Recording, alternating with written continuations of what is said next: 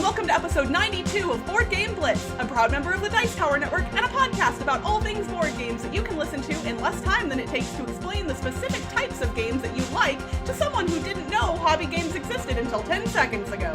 Board Game Blitz is sponsored by Gray Fox Games. Amy's still on maternity leave, so I have another special guest co-host joining me today. First, we discuss a couple games we've played recently, like Tussie Mussie and Ghost Stories. Then, we're discussing the idea of Omnigamers versus gamers who claim to only like one type of game. And now, here are your hosts, Crystal and Paula. All right, so Ambi is still on maternity leave, which means we have a very special guest with us today. And by us, I mean me. It's just me and my special guest, and I'm so excited I can't even speak well. Please welcome to the show, Paula Deming. Paula! Yay! Hi, everyone. Thank you for having me. Thank you for having me, Crystal. Ambi, thank you for having babies and taking a break so that I could be on the podcast. I'm sure she did it just for you. I know she did. We talked about it 10 months ago. Yes, perfect. Oh, Paula, so I have been a fan of yours since basically the first second I saw your content start appearing online. But for those Blitzketeers who may not be familiar with your work, why don't you introduce yourself a little bit and kind of tell everybody what you've been doing, what you're up to, and all of that nonsense. Yeah, so my name's Paula, if you don't know me already, and I make a sketch comedy series called Things Get Dicey, and it is all about the board gaming hobby. So yeah, it's sketch comedy all about board games, and if you like really board funny. Games, these jokes are for you. Thank you so much. I love it so much. It makes me laugh, so I always hope it at least makes one other person laugh other than me. So yay, one other person. That's the main board game related thing. I do some other podcasts that are not board game related, but hey, you're listening to a podcast right now, so I'm going to pimp those out real quick. You know, if you like fiction, specifically romantic comedy, I make a fiction podcast that is a holiday rom-com a la Hallmark Channel Christmas movie. It's called Deck the Halls with Matrimony, and you can find that under the production company Sasquatch Radio, and that's spelled sass like sassy. Quatch, Quach. There's no T because it's not actually like Bigfoot. Anyway, that's that. And then I have another podcast that I guess is board game adjacent called Death by Monsters. I host that with Matthew Jude and Nick Murphy, which is how it's board game adjacent. But we don't talk about board games, even though all three of us make board game content. We talk about monsters, mysteries, and the unknown. And that's a nonfiction podcast. So yeah, those are my three like main things right now. The clips that you guys upload to Twitter specifically, or like social media of the Death by Monsters, like every time I am just like, these three people, I want to listen to you all talk forever, basically. Thank you. And oh boy, if you only heard the unedited versions of the podcast, it would feel like you were listening to us talk forever. I mean, I know that Matthew Jude is shy, like, in person sometimes, but I know that once you get him talking, and same thing with Nick, like, the two of them could go forever, for sure. They just know how to, like, turn it on. Yeah. And then it is so fun. I do a lot of improv in my, like, regular life, and it's just always so fun when you get to talk to people who are really good at, like, improvising off of whatever you've just said, or, like, going with a bit, and they're both so good at that, and it's just the most fun. It's interesting. I know we're gonna go. This episode is gonna be just like my past episode with the guest host. We're gonna go on some tangents, and hopefully everybody's okay with that. But I was in an improv troupe in high school, so obviously like not professional, not super great, but like one of the drama teachers decided to do an improv group, and it was a lot of fun. And I'm a big fan of the TV show The Good Place, and Mark Evan Jackson, who plays Sean in that show and also hosts The Good Place, the podcast, has talked at length about how improv is a really valuable skill for just about anybody to learn and can help with a lot of different things, like doing business presentations and just being a little bit more confident in your speaking skills on a daily basis. And I've been actually like in the back of my brain rattling around with, man, should I take an improv class again? And I kind of want to, but my schedule is so busy. Do it. No, boy, I can relate to that. There's one specific school, like for 3 years, I've been like, I'm going to take an improv class there. And I just don't have time, so I haven't. But yeah, I would say for anyone who is curious, like let go of the fear of needing to be funny when you do improv and just like try it. if you're curious about it, because it really is just learning how to think on your feet and listen and be present with everyone around you. And if you can tap into that, it really opens up. You'll surprise yourself with the things that you come up with. And then funny things will just naturally happen because you're making it up as you go. You're thinking on your feet, something funny will happen. You don't have to worry about trying to be the funny person.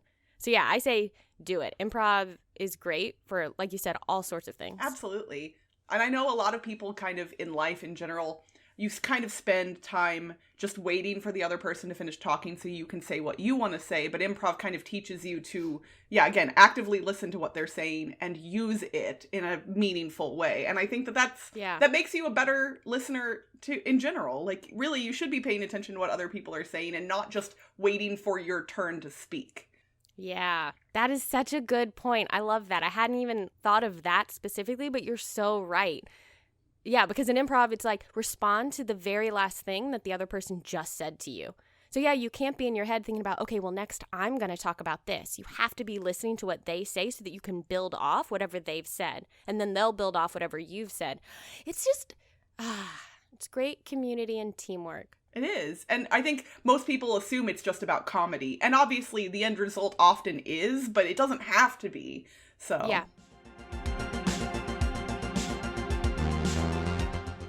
Let's get into some board games that we've been playing recently. I believe I've spoken about this at least a little bit in the past. Back in 2018, Jen Kant and Button Shy teamed up to do a board game design contest. And one of the winners of that contest was an 18-card game called Tussie Mussie. It was developed by Elizabeth Hargrave, who we've mentioned at length on the podcast because she has now rocketed to board game fame with Wingspan. And my friend Kathy printed out the print and play after the contest. So I'd actually played it before, but now it has been released in proper from Button Shy Games. And I've gotten to play the full production copy and also the solo mode. Tussie Mussie Flower Shop, which is the solo mode, was designed by Mike Mullins. I want to give him credit for that.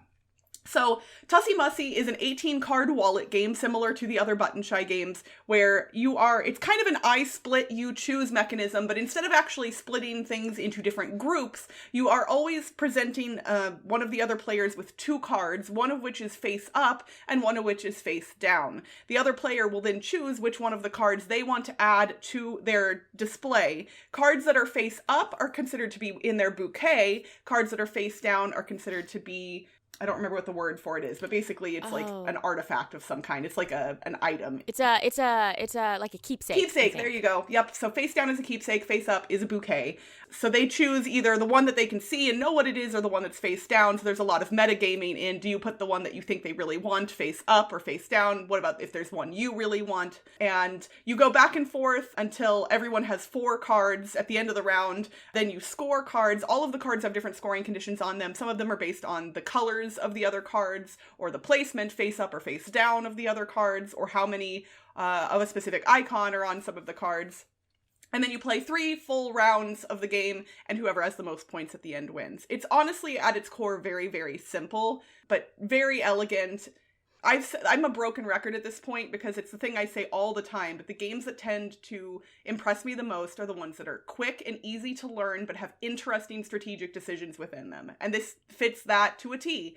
So I loved it when I played the print and play version of it, and I love the production copy now. I believe there might be some mechanical differences from that version to this version, but it has been long enough since I played the original version that I'm not certain what those might be. I know the language has changed in the rulebook a little bit. And the artwork is by Beth Sobel, who we've also talked about a lot on this podcast because I love her stuff. Her stuff's so great. It's just beautiful. The game it's so nice to look at, and I love the flavor text on the cards. It tells you what the flowers meant in Victorian, when you were sending the flowers. And I guess maybe this is where we get our idea of the meaning of flowers today. If you send carnations, it means this. If you send yellow roses, it means friendship or whatever. I don't remember. And I love that detail is on the cards with the flowers too. Absolutely. And that's what the game is based on, basically, is this Victorian tradition of flower giving, and that flowers meant different things. Whenever I hear Yellow Rose, all I can think of is a Dolly Parton song from the 80s called Yellow Roses. Nice. I like that reference. I'm not a big country music fan, but I listened to a lot of Dolly in the 80s. So then for those of you who do enjoy solo gaming, the solo expansion that Mike Mullins designed basically has you playing against an AI. There are a small deck of 6 turn cards, and those cards will tell you how the cards that are getting selected from get laid out, whether they are face up or face down. And then they give you constraints as to how the cards can get added to both your tableau and the AI's tableau. So for instance, the turn card might say, place both cards face up and then add 1 to your tableau face down and add 1 to the AI's tableau face up. So you still get to choose something, but the AI is always going to end up with something as well. And sometimes the AI will have to take a face down card, so you won't get to see what they're getting. And the AI also keeps cards between rounds. So in round 1, they have 4 cards. In round 2, they will end up with 5. And in round 3, they will have 6 cards in front of them. So you really have to work hard to outscore the AI. When I played this on Thursday, I beat the AI by 1 point, and I was just, oof, it was tough. So nice. I liked the solo mode. It was fun. I think this one, especially if you're, throw it in your purse, throw it in your pocket. If you're at an airport waiting for a flight or something else, like, it's small enough that you could really break this out just about anywhere. So I'm really excited that it has a solo mode, but honestly, the whole thing is just great. That's awesome. I've played, so I was really excited. We came back from Shucks, and my Kickstarter copy of Tussie Mussie had arrived, and I was super pumped. And we played the regular version. How do you refer to the multiplayer version? That's what I'm going to call it. We played the multiplayer version, but I haven't tried the solo version yet, but it sounds really interesting listening to you talk about it. So maybe later today I'll be trying the solo mode. Yeah, I really liked it a lot. So that was Tussie Mussie, designed by Elizabeth Hargrave and published by Button Shy Games. Okay, well, I like I just said, I also played some Tussie Mussie recently, but even more recently, just last night, we played Ghost Stories, which is a game that we have had in our collection for so long and haven't played in years. And we're like, you know what we should do? We should play Ghost Stories again. Remember how hard it is? We'll probably lose. Well, and it's October, so Ghost Stories feels very appropriate. Right? It was. I was like, yeah, this is great. Halloween's coming up. So we played Ghost Stories. So Ghost Stories is designed by Antoine Bauza, and it's published by Repos. At least my copy is. I don't know if there are multiple editions of it or not. With games this old, sometimes it's really hard to keep track. They get published by, well, it's like we have this copy of Betrayal House on the Hill that is its first edition, and like it's so different. Oh, so it's got the orange box then. Yes. Yeah. And has like the guy like clutching his werewolf changing face, on the cover, and it's like completely different. And who published that one, I think, is different from like the second edition. Anyway, the tokens in that orange edition are the worst because they're all specifically named, and you have to find the exact right token. We just don't, to be honest. We just find the first token. We're like, this says monster. It's a dog now, and we just because it's too much work. Yep. But anyway, that's another spooky game. But we're talking about Ghost Stories. So in this game, you are Taoist monks, I think. Yeah, I don't know. I hope I'm getting that correct. But you're monks, basically, and you are trying to protect a village from the incarnation of the Lord of Hell. So getting dark, Wu Fang, and he has legions of ghosts that come in and haunt this town. And so basically in front of you, you have your player board, and it has slots for 3 ghosts to be able to fill. And each player has their 3 slots. And even if you're playing with less than the maximum of 4 players, you still kind of play with the non-player people.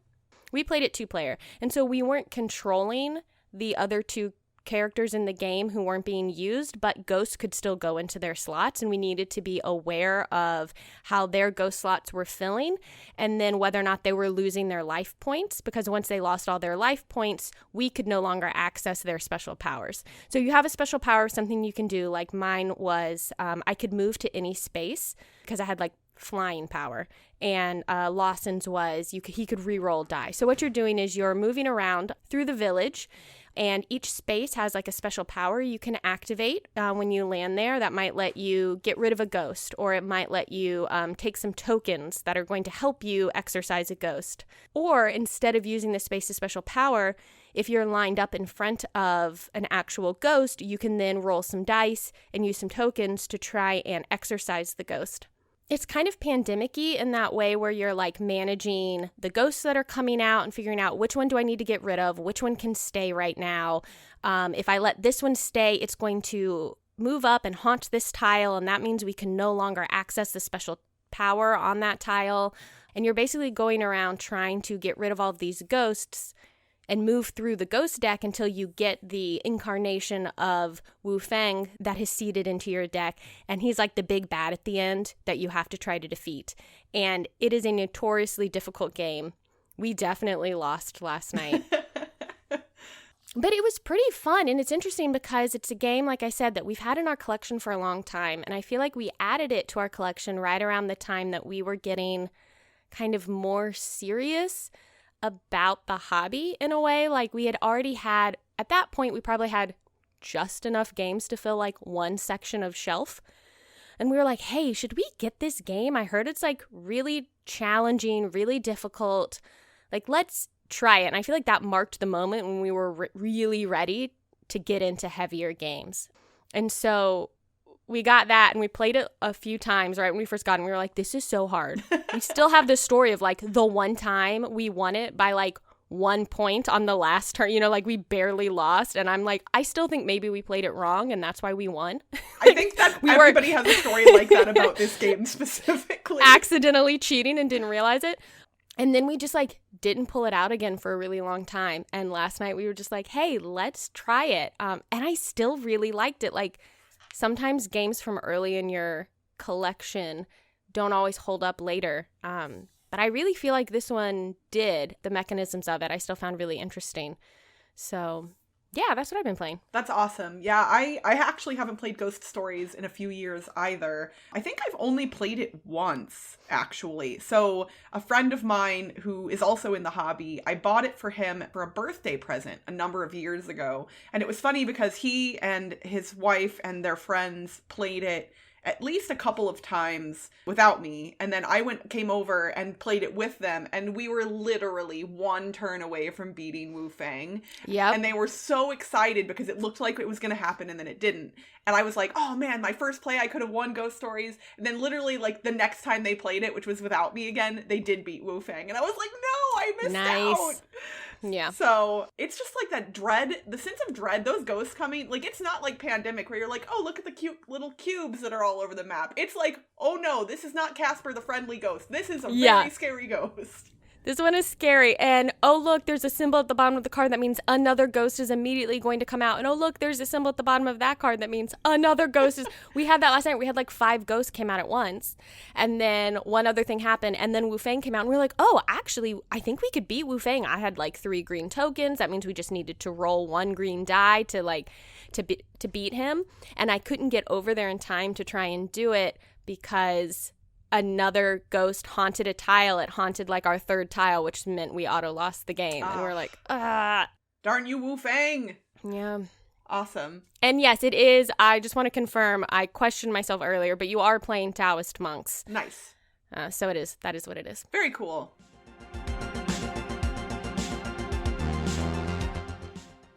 All right, so that's what we've been playing recently. I asked Paula what she wanted to discuss for our thematic discussion today, and she came up with something really awesome. So, oh boy, no pressure. I know. I honestly, I think this is an interesting discussion to have. So, we've mentioned, I think, many times in the past, like, Ambi kind of gets categorized as like an 18xx gamer. Obviously, Ambi plays lots of different games, but like that's kind of how people would maybe define her if they had to put her in a box. And for me, I think I've often defined myself as like a thematic gamer, generally, like not a Euro gamer.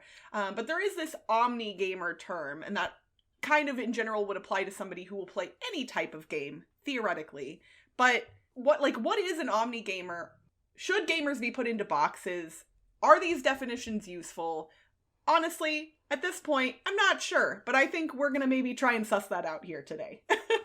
Yeah, ooh, we're gonna dig in deep, see what we can. Yeah, I don't know either. So we'll just throw out some things and see what we come up with. So yeah, so how would you define what an omnigamer is specifically, Paula?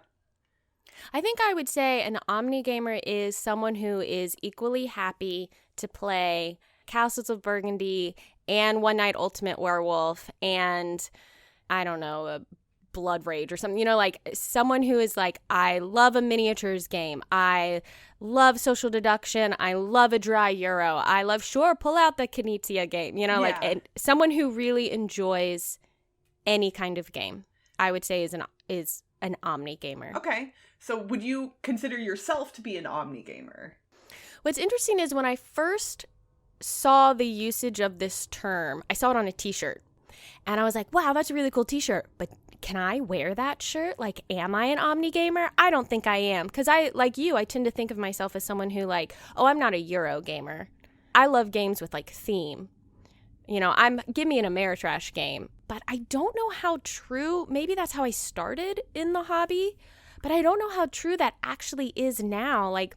I really I just played Concordia for the first time recently, and I really liked it.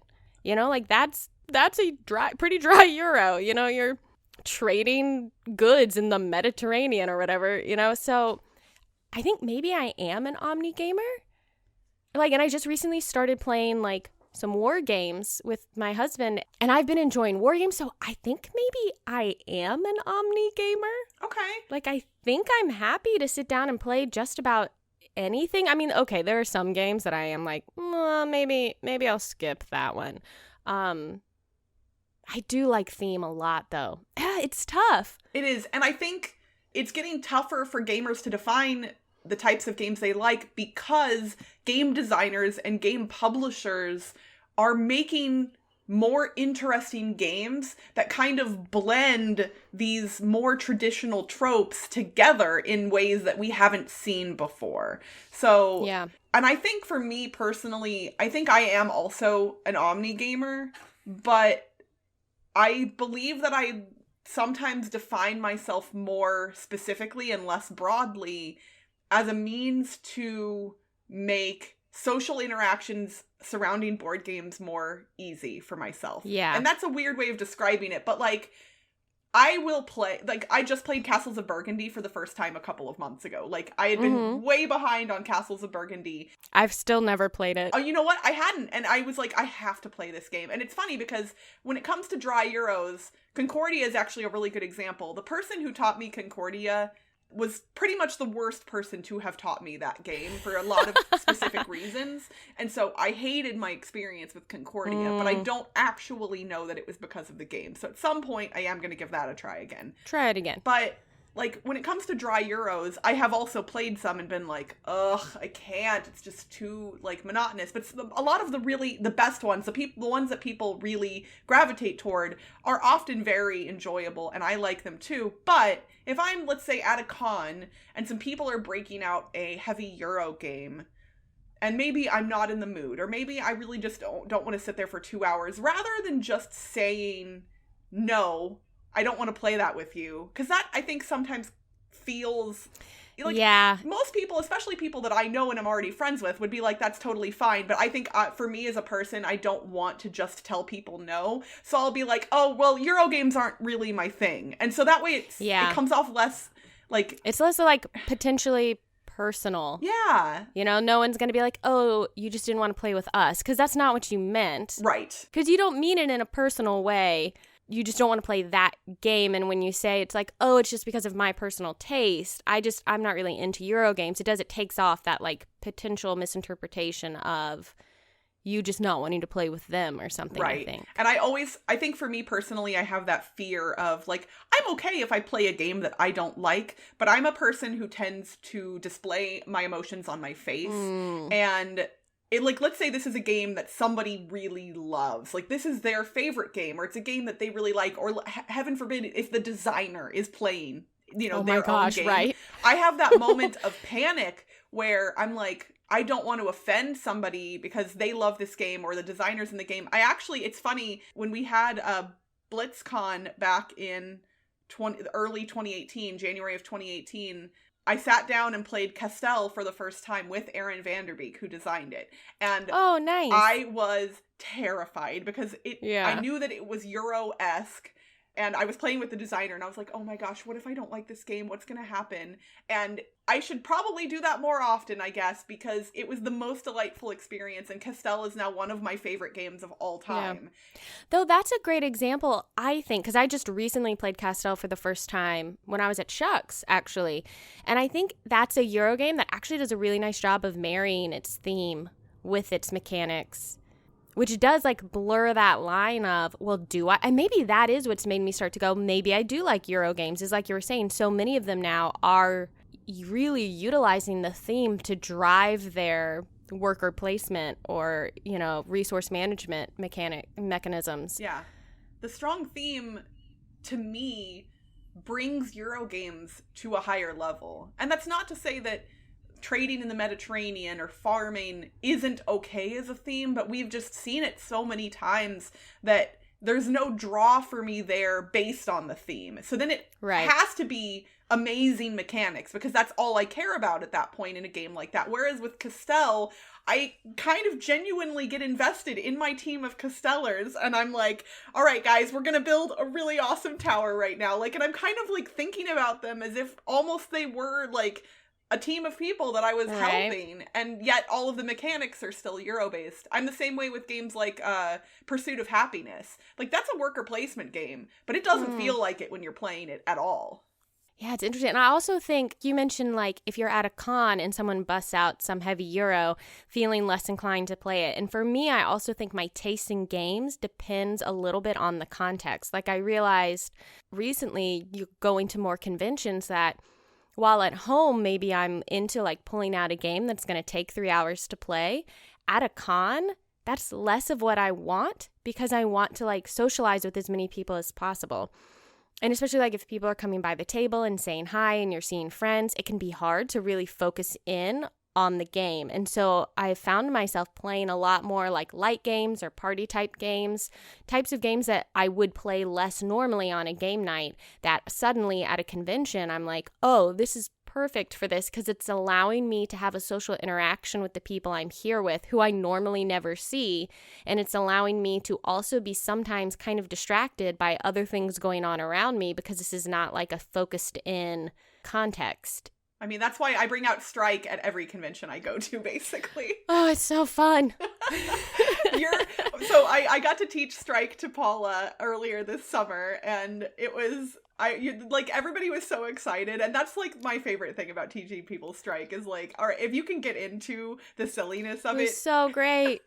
I want it. I, like, started being like, okay, how can I find a copy of this? eBay is your best bet, honestly. That's where I've gotten both of my copies, is from eBay. And I guess you can technically order it from overseas. Like, it's still in print over in Europe. It's just not here in the States. So it's not impossible to get a copy of Strike. And you can pick up Impact, which is the newer version, but, like, the arena's not the same shape or size.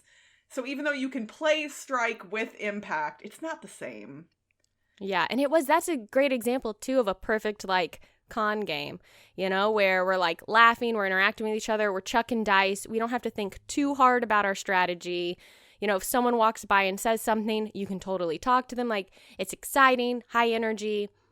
For me, personally, that's a great con game. Absolutely. And I think something you brought up there was a really good point, too, about, like, the types of games being very situational. I actually, somewhat recently, came to discover that somebody in my game group, who I've been playing games with for years, didn't actually have a good idea of the types of games that I like. because our game group meets on Thursday evenings. So I've been at work all day, and then I have to go to work the next morning. So I tend to only stay for maybe about 3 hours tops. Yeah. And often I don't want to get into a 3-hour game because sometimes, you know, like those can run longer, or you've got teach time, set up, take down, all of that. So on Thursday evenings, I tend to play mostly light to medium games only. And this person thought that that's all I liked because that's all they ever see me playing. And I was like, no, you come over to my house on a Saturday and we'll dig into something really long, because that's honestly the top of my top 100 games list. Like the first 3 or 4 are games that take literal hours to play, and I don't get them to the table very often because my game group is a weeknight group. But yeah, I didn't even realize that I was kind of almost purporting myself to be a person who only likes light games, when in fact I really love long, heavy games. I just have to be in the right place and time to play them. Yeah, you have to be in the right brain space and have the right mental energy to be able to enjoy those games. Yeah, and after I've been at work all day staring at a computer, like, I don't want to dig into a crunchy Euro usually. Yeah, no, me either. Well, I was going to say, I'm really curious, something that you mentioned as you were kind of introducing our topic is whether or not these labels are helpful or hurtful, or maybe not hurtful, but you know, right. like, are they a good thing? Are self-labels or us putting labels on other people on the kinds of games they like, is it good or not? Or is it neutral? I'd love to kind of explore that. That's interesting, because I think when we discussed, like, self-labeling can be helpful to help navigate specific social situations in board games, but I would say labeling other people is generally not helpful, especially if you are labeling them without them having labeled themselves the same thing first. So like earlier when I was like, some people might think of Ambi as an 18xx gamer. She's not. Like, she loves 18xx games, but that's definitely not all she plays. And by me even saying that, you know, am I contributing to a mindset that would make it difficult for other people to approach her at a con and play a game that wasn't an 18xx game with her? And I think the answer is yes. I'm potentially hindering her and other people's abilities to play games together by categorizing her that way. Yeah, I was just thinking that, like, you make someone potentially unapproachable by thinking, oh, well, they won't like this game. But even if they think they won't like it, even if they've self-labeled as an 18xx gamer and think of themselves that way, maybe they would like that game. They just haven't opened themselves up to it or haven't had the opportunity to try it because they've been labeled in a certain way, and no one has, like, gone to be like, hey, why don't you play this other kind of game with me and see what you think? Or I think also sometimes these labels come with stereotypes. That's definitely true. I wonder if it's more harmful in the sense of it's less about me being labeled this way and then not branching out, and more like other people are labeled this way, and because of that I feel excluded from being able to try that kind of game. And I'm thinking specifically of like 18xx games, because I do think there's like a stereotype about wargamers, and if I want to try a war game, is that something, because of that label, do I feel welcome trying, or am I allowing myself to be intimidated by the fact, well, I've never played an 18xx game and people who play them are really serious about it, and you know, they're really into these like heavy serious games, and I tend to like, you know, lighter things, and will I be able to hang? So maybe I won't try it. And now I'm self-blocking myself. That's a lot of the word self. But I'm keeping myself out because I've allowed myself to be intimidated by a label on another group. That's really true. And I will say that, like, and I apologize to Ambi, I'm talking about her a lot, but I think it's an interesting piece of context. So Ambi and her husband Toby taught me my first 18xx game. And I will say, without a doubt, if you ever want to learn an 18xx game and you happen to be in the same place as Toby, he is the best teacher of any game I have ever encountered in board games. He is, I can't even completely describe why. He is clear and also patient, and also tailors the teaching to you in a way that, like, feels super natural, and I was able to, when I played with them, 18xx games are not my thing. I have discovered after playing one, it is not a thing that I am going to enjoy on a regular basis, but I'm really glad I played one because I wanted to be able to understand the context of the thing that Ambi loves, so when she talks about them, I'm not sitting here going, I don't know what she's saying. But yeah, Toby is a wonderful teacher, and I think that's important, whether it's 18xx games, or war games, or miniatures games, or anything that comes with some kind of a barrier to entry or a stigma or a stereotype. Finding someone who is kind of willing to be your guide, so to speak, can be really beneficial. Because yeah, going up to a group of strangers at a convention, you don't know if your experience is going to be good or bad. And that's based on both the game itself that you're not familiar with and the group of people that you're not familiar with. So there's a lot of variables there, and I think that's a good example of why I didn't like Concordia. The more years that have passed between my play of Concordia and now, I think it was 2015 when I was taught Concordia. It's been 4 years, and as time has passed, I've realized more and more that the person who taught it, I believe, is the reason that I hated it. Yeah. And I feel bad because now my experience of that game, now I've been speaking negatively about Concordia for all of that time. And there is a chance that I might not like it in the end, but honestly, I would be shocked if I actually hated the game. Yeah, sometimes it really is so like group dependent, or like who are you playing with? And we have specific games that will say, you know what, this is a really great game, but you have to have a specific kind of group to play it and have a good time with it. I think actually social deduction games, I think that is so true of. Very much so. You know, I recently was playing a social deduction game, and I played it twice, back to back with 2 different groups.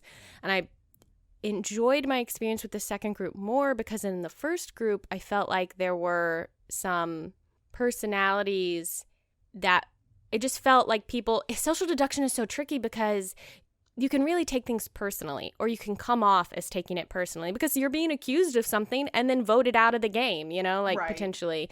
And when it starts to feel personal, it feels really like not fun. But if you can play with a group of people who are like, oh, it doesn't matter, like whatever, and they let it roll off their back, then that's better. So like gauging your group makes such a big difference for your enjoyment of a game, I think. Absolutely. When it comes to social deduction specifically, I know a lot of people who are like, oh, I don't like social deduction games. I won't play them at all. And I think that they might be missing out because publishers have been coming out with games that are social deduction games, but feel different and have less of the stress and pressure of some of the older social deduction games. Like, to me, pure Werewolf is really intimidating to a lot of people, myself included. And I like social deduction games, but with the kind of open structure of Werewolf and the feeling that you really need to be actively speaking and lying, that's tough to do. Whereas a newer game like Detective Club, I think it came out last year, Detective Club, you don't have to...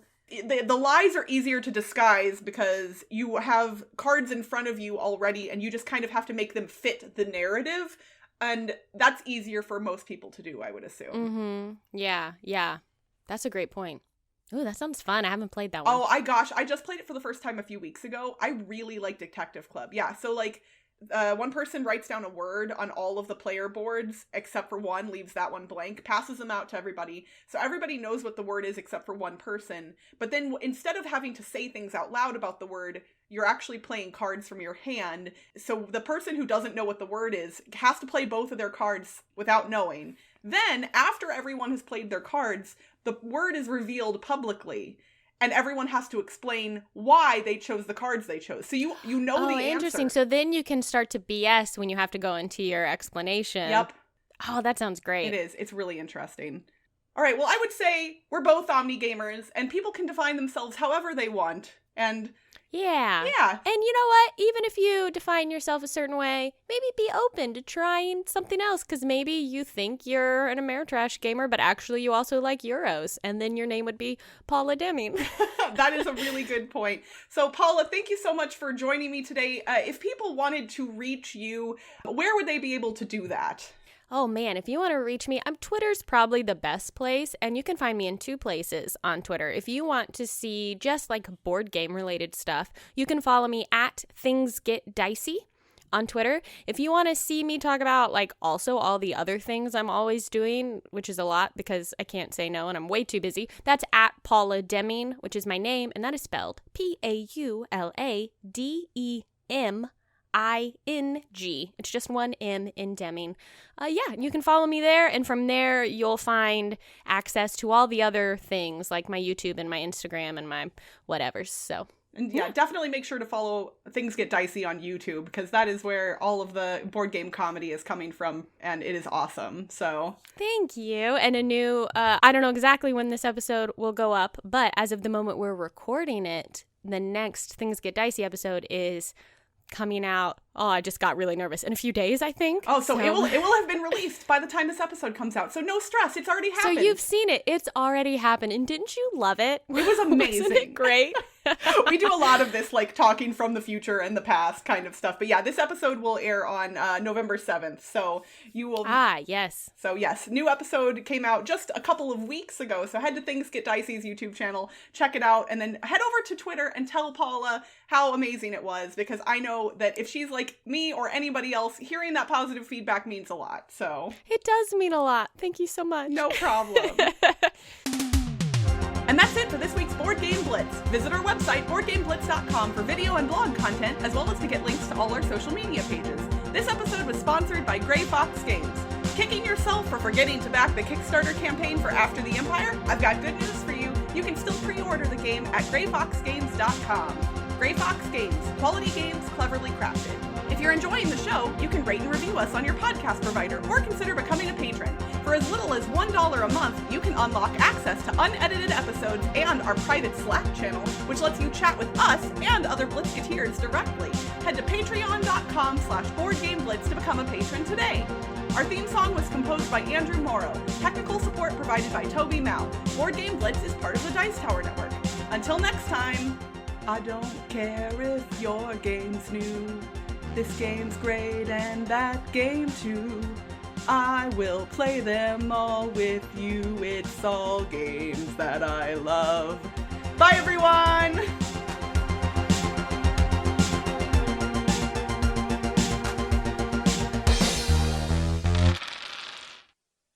And Mark Evan Jackson, who plays Sean in that show and also hosts The Good Place, the podcast, has spoken?